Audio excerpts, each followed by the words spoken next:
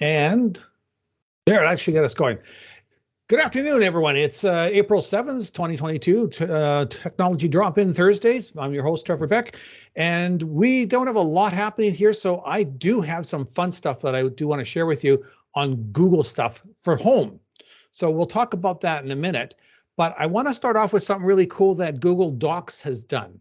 So this isn't going to work for those of us on staff accounts because Outlook is our email client. But you know, if you're a student here, if you've got an email account with a nonprofit or another company, I don't see this available yet on the personal accounts, but it might come out sooner than later.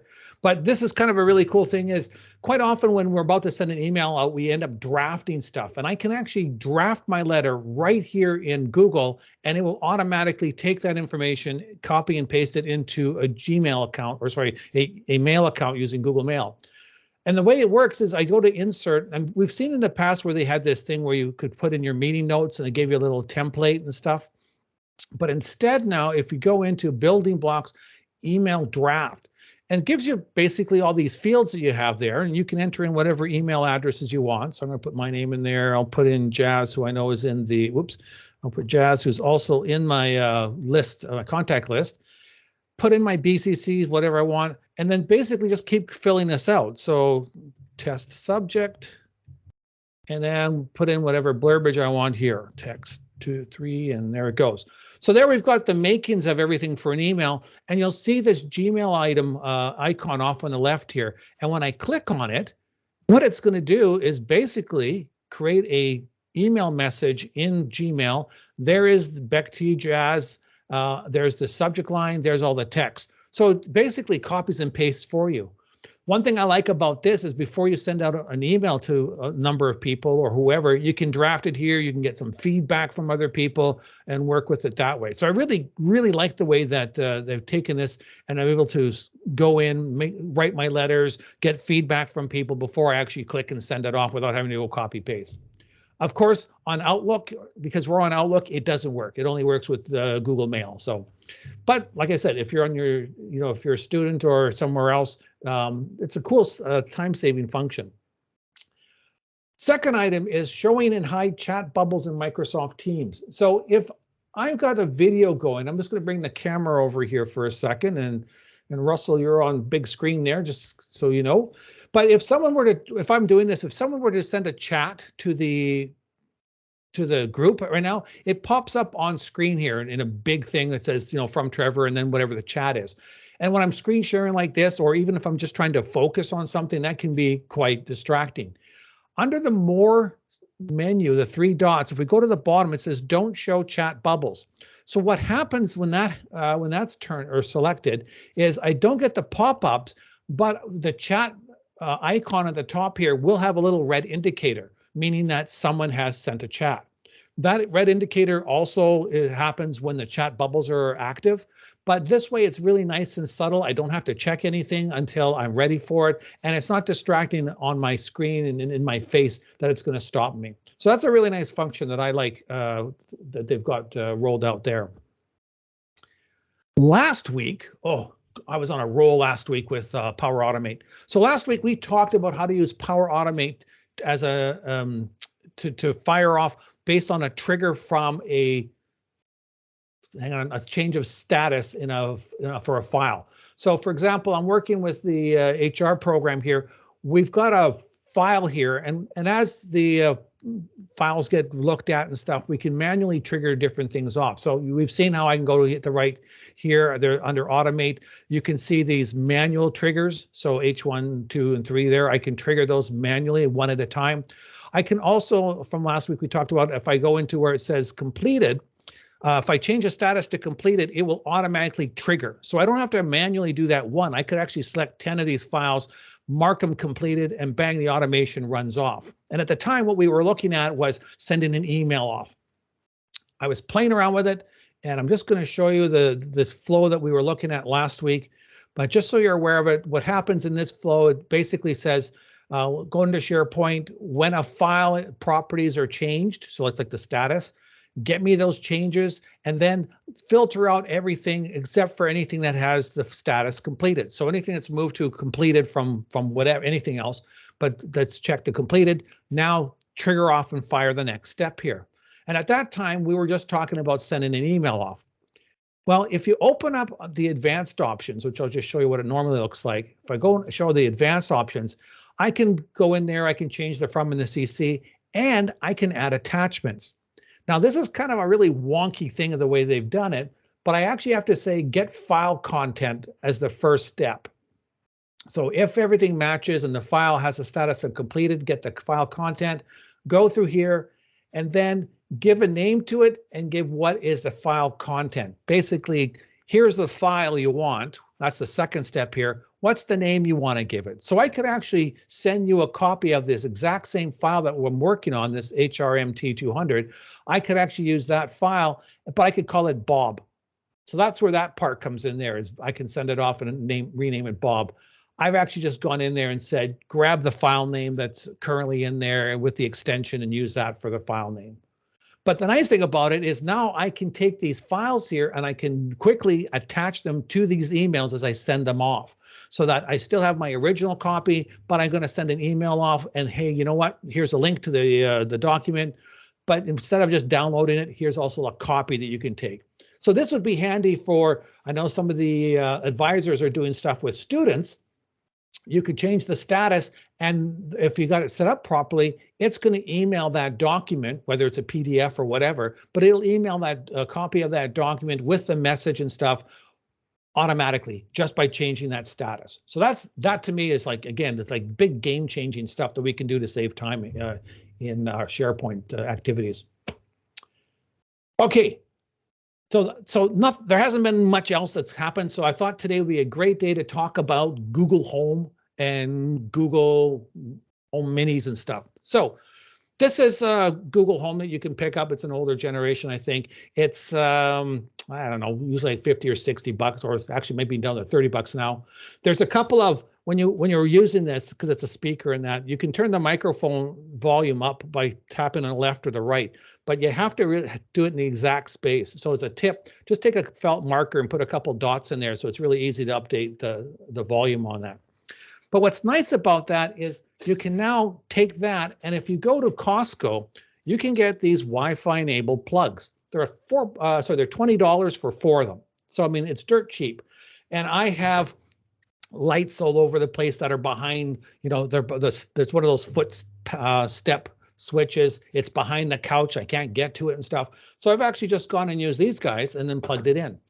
And what I do now is I have these different commands. So I can say whatever the keyword phrase is, I won't say it right now, but I can just say, turn on the lights, turn on the basement lights. I have a printer downstairs. It's an old printer. It sucks up a lot of energy. So I don't want it on until I have to. So I just say printer on, and the printer comes on.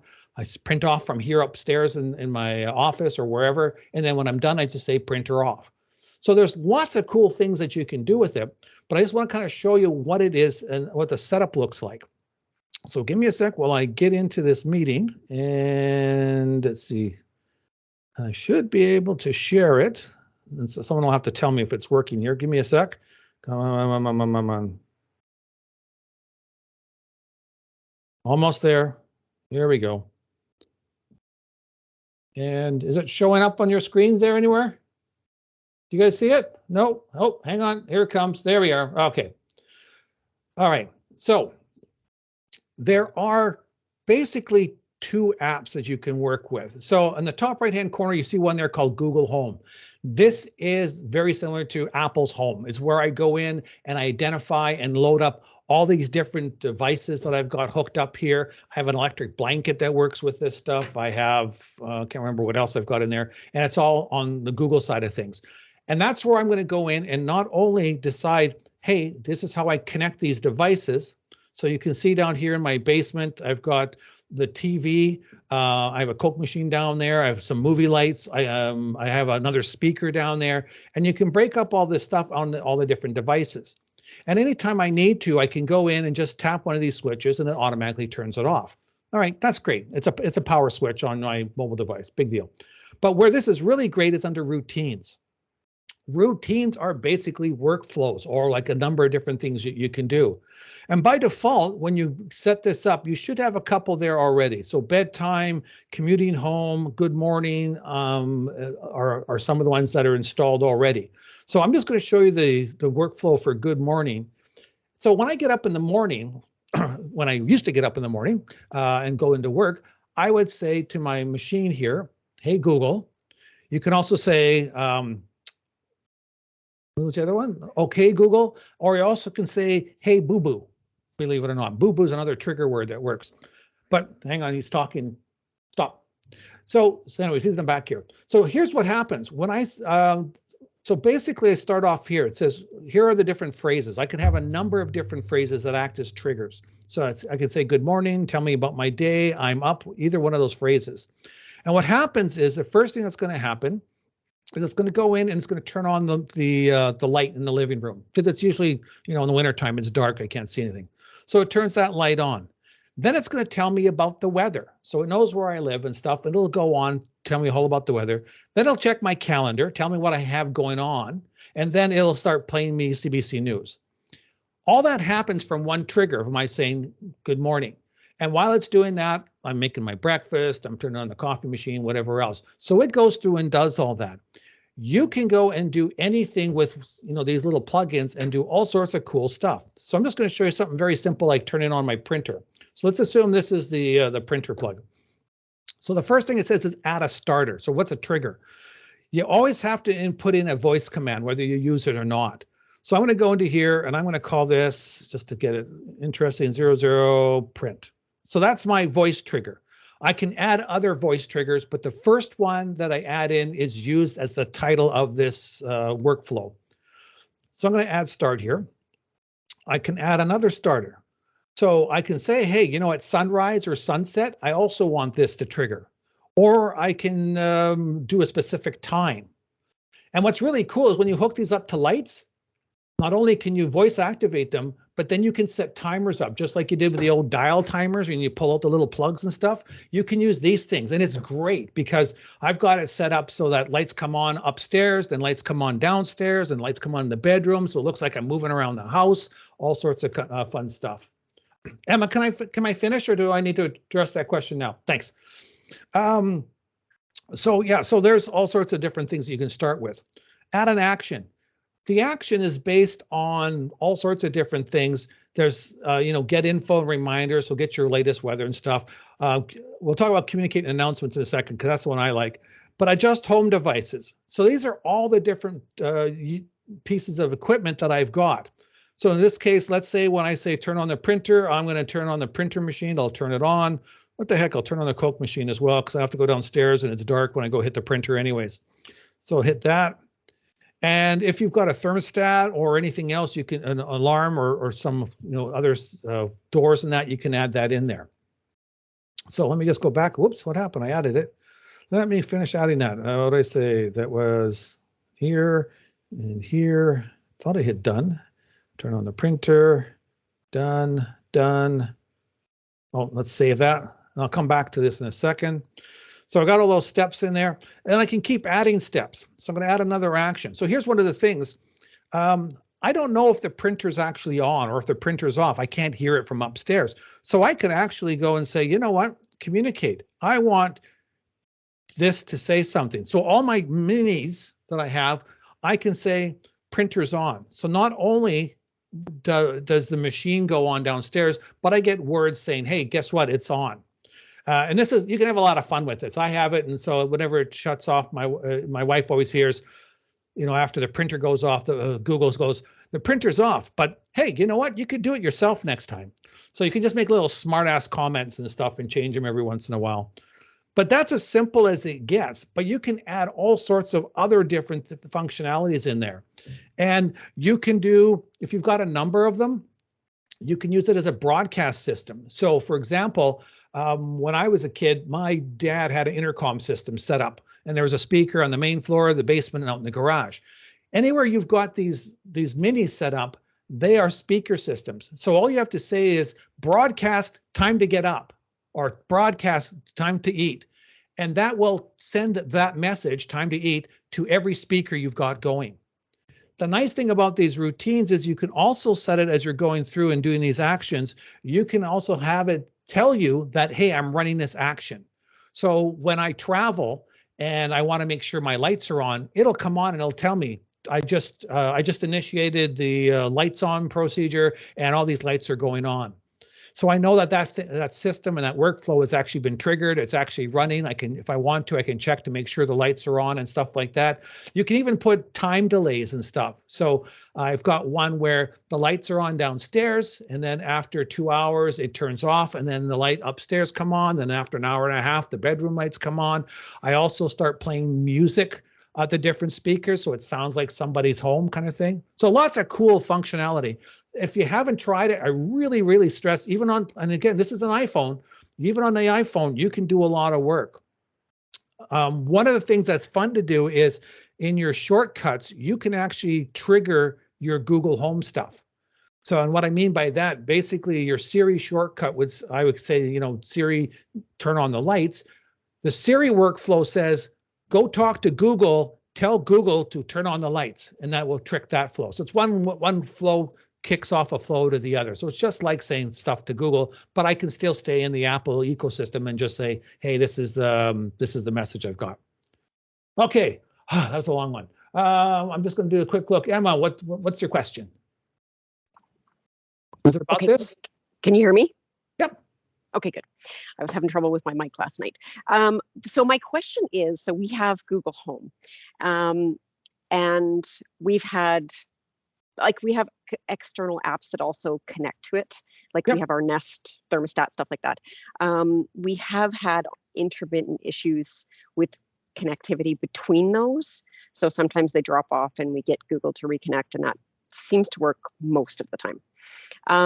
But my question is, so for example, if you are at home and you have somebody else in your home who lives there who also has a Google account, right? How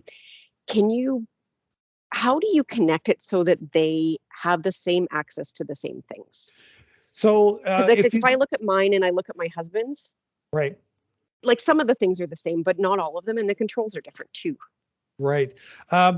All I can tell you is, because I don't have a lot of experience in that way, I'm just going to send you a couple of links here. I know that you can connect up to 5 different accounts. That's so that first link that I've sent you, or there's 2 links here, but the first one is the official Google Home, or Google Home or Google Assistant. Check that out on how to set up multiple accounts. I know it's like you're supposed to be able to train it so they can recognize the 4 different voices and then have those different voices go in and enable to trigger stuff. But I personally haven't done it. So I can't help you there. But I know if you look in that article I saw, or that document, I saw some articles there. There is ways of setting it up, and because I think you can even go and say, don't recognize Carol because she's here looking after the house, but that kind of thing. And that's another cool thing. Sorry, go ahead. No, go ahead. Yeah, I was going to say that's another cool thing if you haven't done it. When you're using Google Meets or Google Hangouts from the old days, you could make phone calls anywhere in Canada and the United States for free using your Google account. You can do that with your home too. So if you decide you want to call someone, you can just say, hey, so-and-so, dial whatever number, or call Bobby or whatever, and they will call. And then your Google Home acts as a speakerphone, dialing into the phone system and calling that person on their phone. The other thing that works around the other way is if I'm traveling and there's someone at home looking after the place, I can say, I can do a broadcast saying, hey, can you give me a call? And all that person has to do is say, hey, call Trevor. And then Google's now talking to me on my phone. So there's some really cool functionality, even in the straight communication of just, talking and stuff like that. That makes it easier. We use it quite often when we're talking with my wife's family, rather than getting around a computer or hanging around an iPhone or something like that. The speaker's right there. Just dial it, bang, it's gone. Did that help at all? Yeah, thank you. Good, excellent. Let's see, is there anyone else there? No, people left. Okay. Any other questions, Aaron? Yeah, this might be a stupid question. No, if you don't know the answer. You may have said this already about Google Home. So if you buy these electric or like the plug-in things for your lights, you still need the like Google Home speaker base or something like that to operate them. Is that correct? No, I so can you trigger can just all this. activate it from your phone, Oh, like yeah. through the Wi-Fi system kind of thing? Yep. So you're looking at Okay. my phone right now. I'm going to go into work here. Whoops, that's the wrong one. I'll go to here, Google Home. I'll turn that off. And so where's my good morning routine here? I'm just going to, oops, that's down. Give me a second. There we go. So where's good morning? So there, I'm going to trigger it for my phone. Hang on. Good afternoon, Batman. It's 1:21 p.m. Right now in Edmonton, it's 12 degrees and partly cloudy. Today, it'll be partly cloudy with a forecast. Hey, Google, stop. So, I mean, there are things you can trigger from your phone. And again, it's whether, one of the ways to do that, I mean, the Google Home is more designed to set up those routines. Sorry, Google Home. By Google Home, I mean the application. The Google Home application is used more to set those routines off. I can trigger them, by time, or I can either talk into using Google Assistant. So here on my iPhone, I would use Google Assistant. That's like my local speaker. It's like having my Google Home Mini. So I can trigger it either way. So if I was to say the keywords and stuff, it would trigger off and run from my phone. It's handy when it's right there. I don't have to go looking for my phone or anything like that. I just, yelp it out. But no, you can trigger it from anywhere. Does that help? Yes, thank you. Perfect. Any other questions? Okay, I'm going. Oh, Russell, go ahead. Hi, Trevor. Not so much a question, but I use the Alexa system in my house. Yep. And I do the same thing. I have when I say goodnight, it turns all the lights off. Well, all the lights that I have smart bulbs for. But I also can check the front and back door to see if they're locked. And I also use it a lot for listening to podcasts, radio stations. I subscribe to Audible, so I listen to my Audible books on my Alexa speaker. So, yeah, same idea as the Google Home, but yeah, they're great. Yeah, I haven't played with Alexa. I mean, everyone's got, and Apple's got their home pod or whatever like that. I mean, I would not be spending the kind of money Apple wants you to spend on their toys. No, Google, much, yeah. I mean, at this point in time, Google has more commands and stuff like that.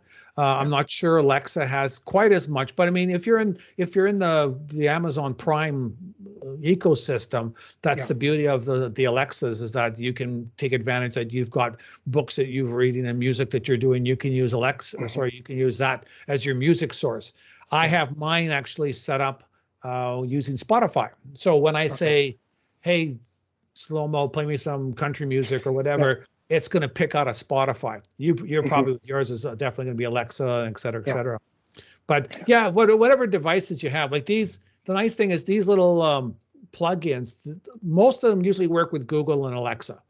A lot of them do not work with Apple. And which is why I'm not wasting any time putting, I mean, I can buy stuff, but it's usually going to be another $20 or $30 more. And it's like, that's not worth being in the Apple ecosystem. That's right. Just from an Apple guy. So, for everyone else, I mean, if you want $20, I tell you, buy it, play with it, plug it into stuff that you don't want to have to go, get up for. It's great. I walk into my room and I go, lights on, and bang, they're on. And, in the winter time, because we sleep with the window open all the time, I can go warm up the bed. And guess what? The heating blanket goes on for 20 minutes, warms the bed up. So when I get up there, everything's all comfy. Yeah, it's a great day to be a slacker. That's for sure. Yeah. Thanks, Russell. Yep. Any other questions from anyone? Okay, I will. Oh, I see something in the chat. Let me just take a quick look. No, that's everything. Okay, I will just turn off the that and hang around if you want.